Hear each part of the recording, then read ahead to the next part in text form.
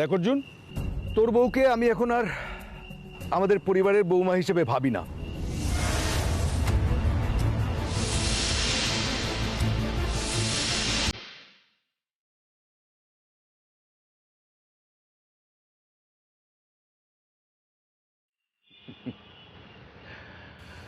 আরে ও তো আমার মেয়ের মতন।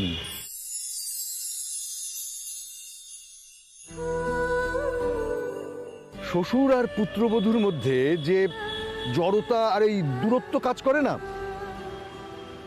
তুবড়ির ক্ষেত্রে সেটা বজায় রাখতে আমার একদম ইচ্ছে করছে না।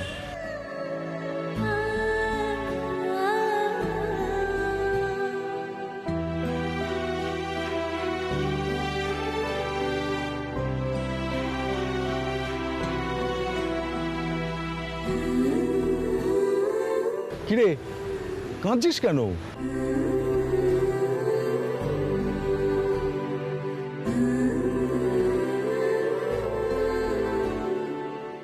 ছোটবেলা থেকে আমরা 3 বোন বাবার স্নেহ ছাড়াই বড় হয়েছি। কোনোদিনও কাউকে বাবা বলে ডাকতে পারবো কখনো ভাবিনি। আর ডাকতে পারলেও যে সেখান থেকে ভালোবাসা পাবো কখনো ভাবিনি।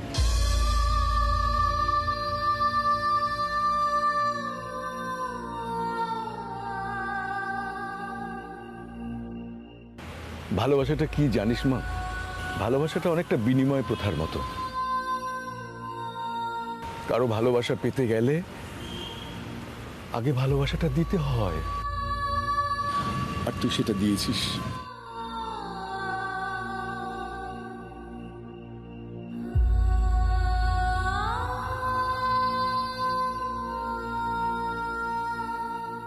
জানো বাবা, ছোটবেলা থেকে আমরা 3 বোন না, শুধু অন্যের বাবাকে দেখেছি ছেলে মেয়েকে কাঁধে নিয়ে ঘুরতে বেরোতে,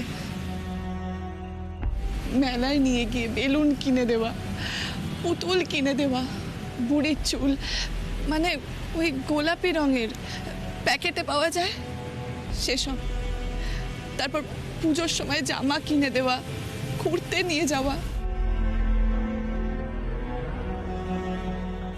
জানো, আমরা 3 বোন দূর থেকে দাঁড়িয়ে সেগুলো দেখতাম আর কাঁদতাম।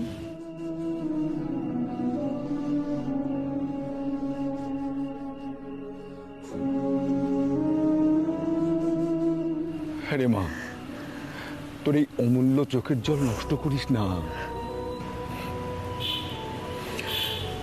জানিস,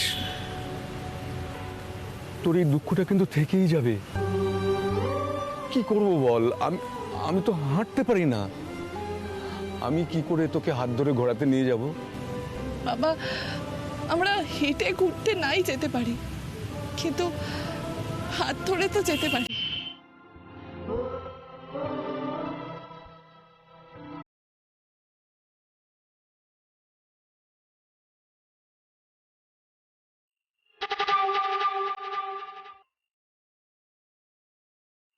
তোমরা দুজনে হাত ধরে চলো, আমি তোমাদের সাহায্য করছি। আমি আমার দাবি থেকে বঞ্চিত, আর তুমি তোমার জমি শক্ত করছো তুবড়ি। এটা আমি হতে দেব না, কিছুতেই হতে দেব না। ও ভাই, বেলুন, ওই লাল বেলুনটা আমাকে দাও, আমার মেয়েটা তো কাঁদছে।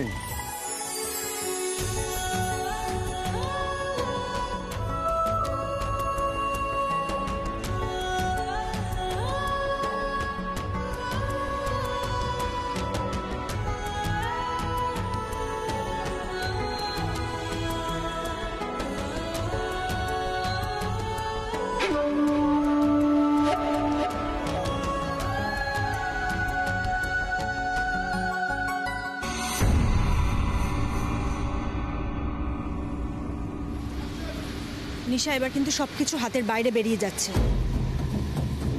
আর এই সব কিছু ঘটেছে তোমার ওই বৌদি অঞ্জলি বোসের জন্য।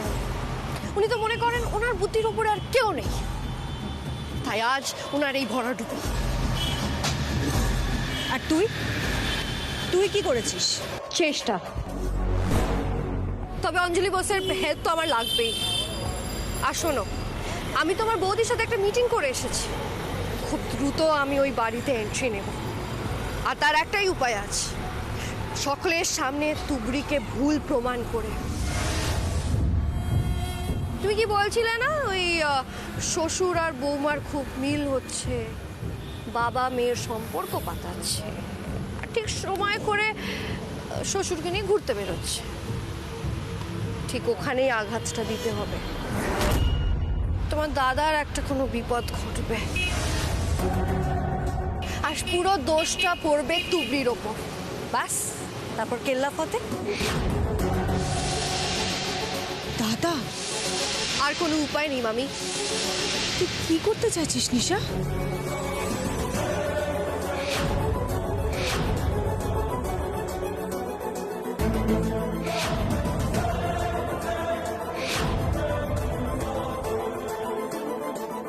নিশা, নিশা, দাদার যদি কিছু হয়?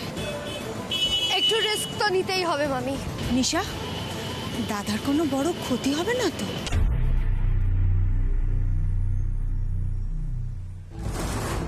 বড় ক্ষতি হলে হোক না, আমার শোধ নেওয়া হবে। অঞ্জলি বোসের ওই চর মারা যে এখনো আমাকে ঘুমোতে দেয় না। এরপরে হয়তো আমি ঘুমোতে পারবো।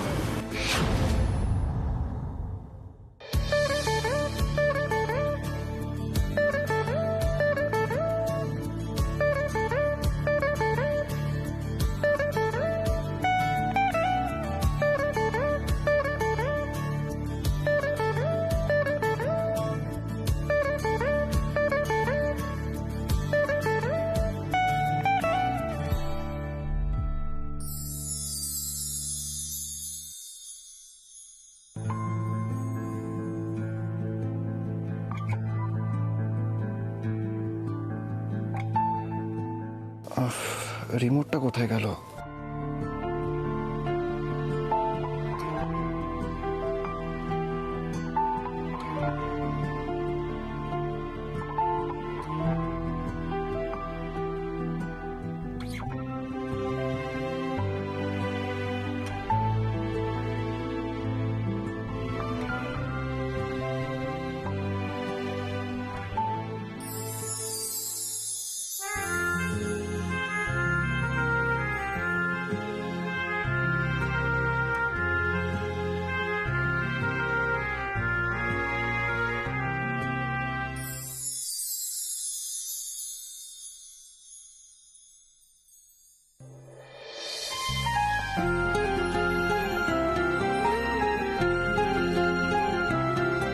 বাবা, আমরা হেঁটে ঘুরতে নাই যেতে পারি, কিন্তু হাত ধরে তো যেতে পারি।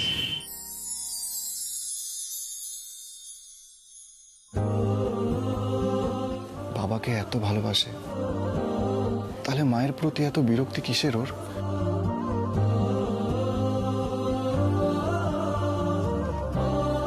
তুমি আমার বাবার প্রতি এত কেয়ারিং, এই অবস্থায় যদি আমি তোমার গায়ে চাদর না দিই,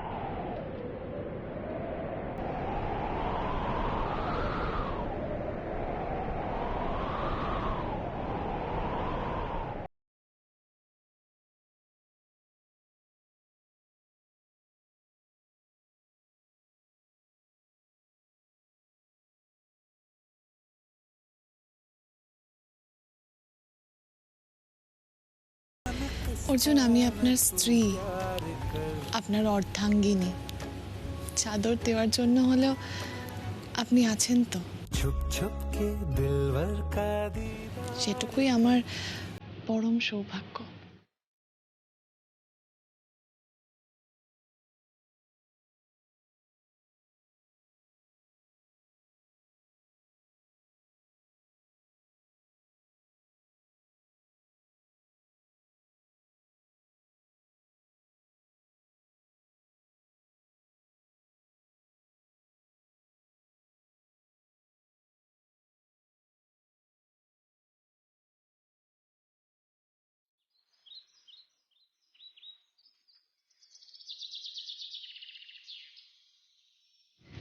গুড মর্নিং ঠাম্মা।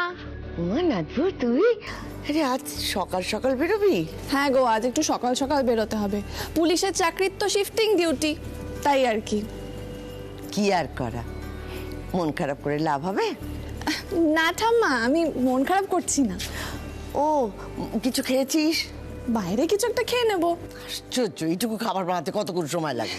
আর বলো না, আমি তো রান্নাঘরেই ঢুকিনি। আজ আমি ভেবেছিলাম একটু আগে উঠে সবার জন্য ব্রেকফাস্ট বানাবো, কিন্তু তারপরে ভাবলাম এত সকালে তো কেউ খাবে না, আর খাবারগুলো থেকে থেকে ঠান্ডা হবে, কেউ খেতেও পারবে না, তাই আর বানাইনি। বলে বাবালে। তুবড়ি, বাহ, বিয়ে করে বাড়ির বউ হয়েছো, বাড়ির বউয়ের মর্যাদা দাবি করছো, গুরুত্ব চাইছো, অথচ সংসারের দায়িত্বগুলো সামলাবে না, সেটা কি করে হয় বলো তো? আচ্ছা, এটা কি আজকের কাগজ? ও বৌদি, এই খবরের কাগজে কি আছে? এই দিকের খবরটা শোনো, তুবড়ি তো বেরিয়ে যাচ্ছে। তুমি এরম করে কেন বলছো পিসি? আমি তো আমার ডিউটিতে যাচ্ছি। আরে ডিউটিতে তো যাবেই, ডিউটিতে তো যেতেই হবে, কিন্তু এই সংসারের দায়িত্বগুলো তো সামলাতে হবে, সেটা না সামলালে কি করে হবে? অবশ্য তুমি বা কি করবে? সবাই তো আর আমার বৌদির মতন ঘরে বাইরে সবটা সমানভাবে ব্যালেন্স করতে পারে না, তুমিও পারবে না। এই, তুই চুপ করলি? তখন থেকে দেখছি বক বক বক বক বক বক করেই যাচ্ছে। আরে বাবা, মেয়েটা ডিউটিতে যাচ্ছে, কালকেও তো সববার খাবার করে তবে বেরিয়েছে, আগামী দিনও করবে। আর আজ একটু বেরিয়ে যাচ্ছে বলে সংসারকে তো অবহেলা করছে না। ঠিক আছে, এখন এসব নিয়ে কথা বলে কোনো লাভ নেই। আমার হাতে বরং যেটুকু সময় আছে, আমি তার মধ্যে সবার জন্য ভালো কিছু একটা বানিয়ে আনি, যেটা একটু বেলাতে খেলেও খারাপ লাগবে না। খুশি হয়েছে? মেয়েটা ডিউটিতে যাচ্ছে, সহ্য হচ্ছে না, তাকে ধাক্কা দিয়ে রান্নাঘরে পাঠাতে হবে জল খাবার বানাবার জন্য। ঠাম্মা ঠিক আছে, আমি বানাতে পারবো, কোনো অসুবিধা নেই। কাউকে রান্নাঘরে যেতে হবে না, আজ ব্রেকফাস্ট আমার তরফ থেকে। আমি জিমে গেছিলাম, আর সেখান থেকে ফেরার সময় ভাবলাম তোমাদের সবার জন্য কিছু নিয়ে যাই, তাই মায়ের প্রিয় রেস্টুরেন্ট থেকে স্যান্ডউইচ। অর্জুন, তুই আবার এসব আনতে গেলি কেন? কেন আমি আনতে পারি না? আমি ऑफिसे যাই, কিছু টাকা স্যালারিও পাই, इसीलिए एक दिन मेरे तरफ से भी तो पार्टी बनता है ना। किटा मी ঠিক বললাম তো? আলবাত বানতা হ্যায়। তুই খুব ভালো কাজ করছিস দাদু ভাই, নাত বউয়ের খুব হেল্প হয়েছে। দেখ না, বেচারা সকাল সকাল ডিউটি পড়ে গেছে, আর এই বাড়িতে তো খোঁচা মারা লোকের অভাব নেই। দাদু ভাই, তুই আমার নাত বউয়ের পাশে এইভাবে সব সময় থাকিস। তাহলে আমি আসি। তুমি দাঁড়াও, আমি তোমার জন্য এনেছি, যদি তোমার এখন সময় না হয় প্যাক করে নিয়ে যাও না, পরে সময় মতো খেয়ে নেবে।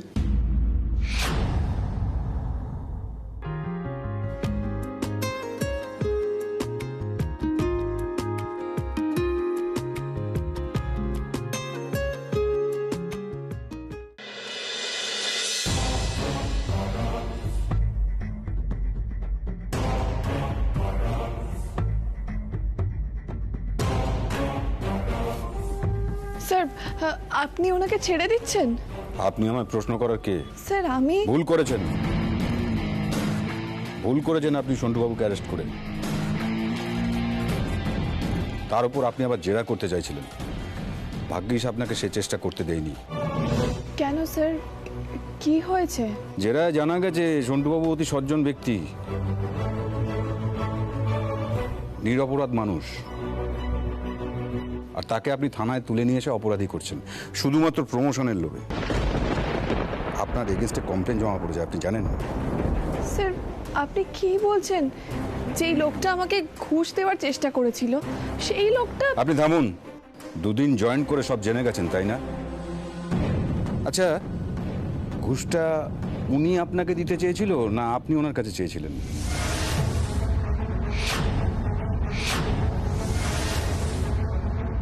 স্যার এটা সত্য যে ঘুষটা আপনি চেয়েছিলেন, উনি দিতে চাননি আপনাকে, তাই আপনি ওনাকে জোর করে এখানে নিয়ে এসছেন আর নিজের দোষটা অন্যের ঘাড়ে চাপিয়ে দিচ্ছেন। আপনি তো পুলিশের কলঙ্ক। স্যার স্যার আমরা ভদ্রলোক, কোনো অশান্তি চাই না। দেখবেন এরপর আমাদের পাড়ায় যেন কোনো অশান্তি না হয়। না না সন্টুবাবু, চিন্তা করবেন না, নিশ্চিন্তে থাকুন, এরকম হবে না আর। স্যার উনি আপনাকে ভুল বুঝিয়েছেন, প্লিজ ছাড়বেন না ওনাকে। উনি মিথ্যে বয়ান দিয়েছেন আপনাকে। Shut up! কোনো কথা বলবেন না, আপনি আমার কাজের ভুল ধরছেন। আপনি যেতে পারেন, যান।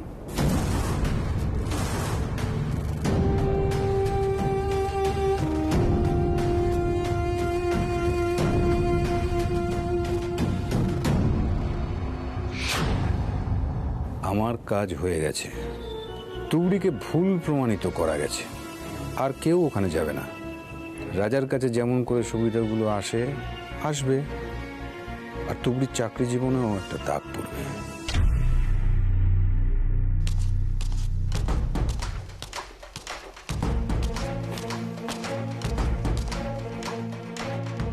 স্যার আপনি এসেছেন, ভালোই হয়েছে। এই তুলি বলে মেয়েটা এখতিয়ারের বাইরে কাজ করছে।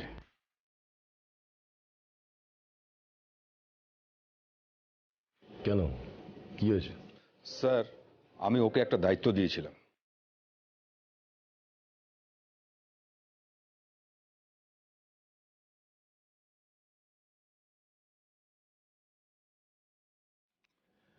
তুবড়ি, তুমি প্রোটোকল জানো না?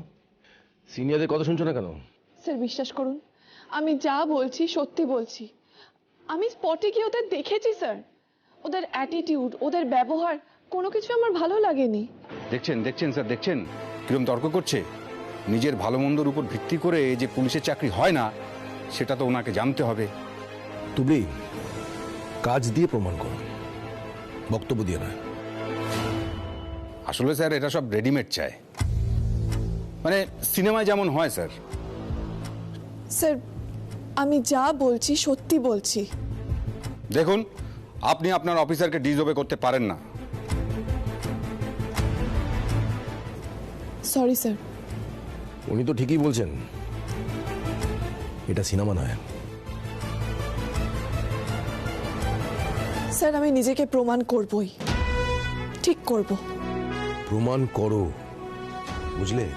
প্রমাণ করো, না হলে সিনিয়রে যদি তোমার নামে কমপ্লেন করে তুমি মুশকিলে পড়ে যাবে।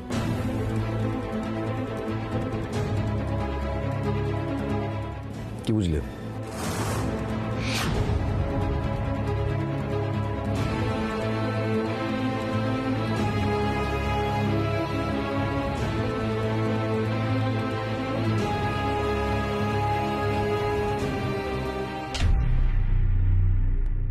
প্রতিদিন ছেলেগুলো মদ খেয়ে বৌদির ওপর অত্যাচার করে, কিন্তু এসব ঠেক উচ্ছেদ করে দেওয়ার জন্য কেউ কখনো উদ্যোগ নেয় না। এত কিছুর পরেও ওই মদের ঠেক থাকবে? যেসব মহিলারা স্বামীর কাছে মার খায় তারা তো এসে কেউ সাক্ষী দেয় না। রোজ রোজ মহিলারা অত্যাচার সহ্য করে, তবু অভিযোগ করে না, সাক্ষী দেয় না। সম্রাট স্যার আমাকে কোনো হেল্প করলেন না, কিন্তু আমাকে বাধাও তো দিলেন না। তার মানে উনি চান যে আমি কাজটা করি, নিজের মতো করে করি। ঠিকই তো, আমি কেন পিছিয়ে আসব? আজ যদি আমি হাল ছেড়ে দিই তাহলে তো আমার হার হবে, আর আমি হারবো না, কিছুতেই না। এই ইউনিফর্ম পরার সময় আমি যে শপথ নিয়েছি সেই শপথ আমায় রাখতেই হবে। কেউ পাশে না থাকলেও আইন তো আমার সাথে আছে। এই মদের ঠেক আমি তুলেই ছাড়ব, দরকার হলে একা লড়ব, কিন্তু মাথা নত আমি করব না, কিছুতেই না।